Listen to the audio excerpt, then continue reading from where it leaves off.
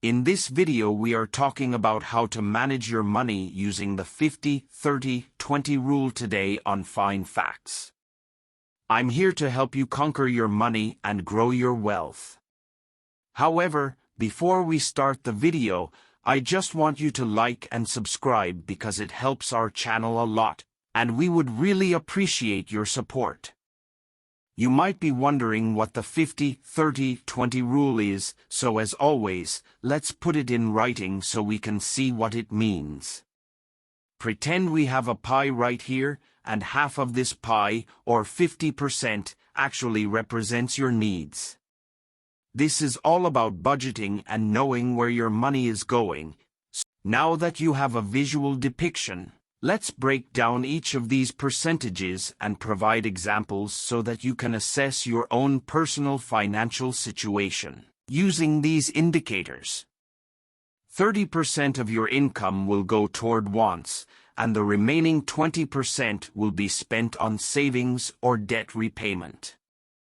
If you have a gross salary of, say, $50,000 per year, after taxes you are only dealing with a different number. Bear in mind that we are working with after-tax dollars, which is called net income.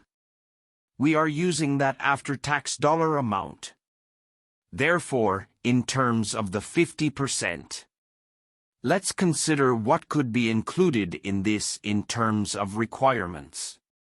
Regular living costs, such as food and shelter, whether you rent or own, insurance for your health, and should the worst happen, I would say that health insurance is unquestionably necessary. When you allocate 50% of your budget to needs, keep in mind that those are what you're looking at. The next logical area to cover is what is really considered a want, and I think this is where most people are struggling. You can have utilities, so electricity, things like that, etc. So the way I define a need is that it's basically something that would greatly inconvenience you or something that you literally cannot live without, so food, shelter, things like that. So a want is something that causes a minor inconvenience in your life, as opposed to a need, which is something like, hey, am I willing to give up a minor inconvenience like dropping Netflix or not having Hulu or not buying a brand new grill to grow a steak on?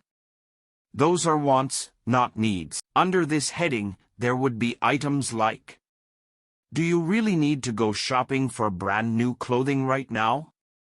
If you don't receive what you need, will you die? You know, I think this is a good idea to eat out, as I believe that everyone should have a hobby because it is one of the greatest joys of life. This definitely falls under the category of a want because it is easier to just jump in the car and go grab something to eat than it is to prepare the food yourself. For this reason, a lot of people's lifestyles are so busy that it's easier to just jump in the car and go grab something to eat rather than making the food yourself. I know a lot of this sounds basic, but until you actually write this down and understand where all your money is going, it's like your wants can easily creep into that needs category to the point where they're both overflowing and you're in debt every month. All I want is something you don't necessarily need, but it greatly improves the quality of your life. So let's go to the last 20. The last 20% of your revenue should be allocated to savings and debt repayment. Keep in mind that these are all net amounts, so if you have an emergency fund, for instance, this is what I like to do with emergency funds. If you know that your needs category and a small amount of wants equal, let's say, $2,000 a month, multiply that amount by 6 to 12 months' worth of living costs. For your complete family each month you are aware that you should put aside between $12,000 and $24,000 for a disaster fund. I know that sounds like a lot of money, but 1 or 2 layoffs in a family with 1 or 2 income earners can really save your behind right there.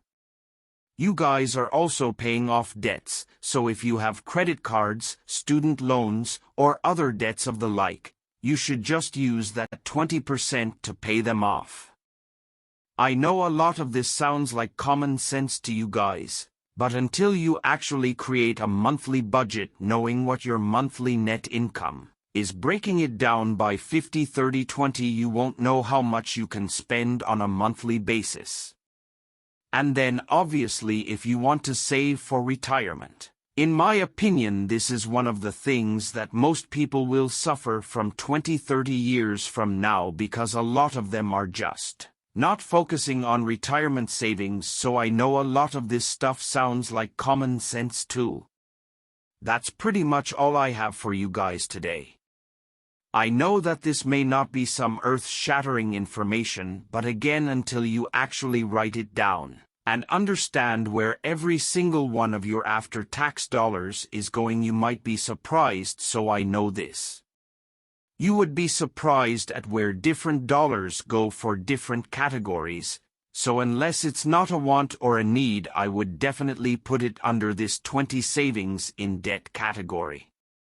Please share the video with any friends or family members you think would profit from it, like the video, and subscribe to help us continue to produce more videos for you. Many thanks.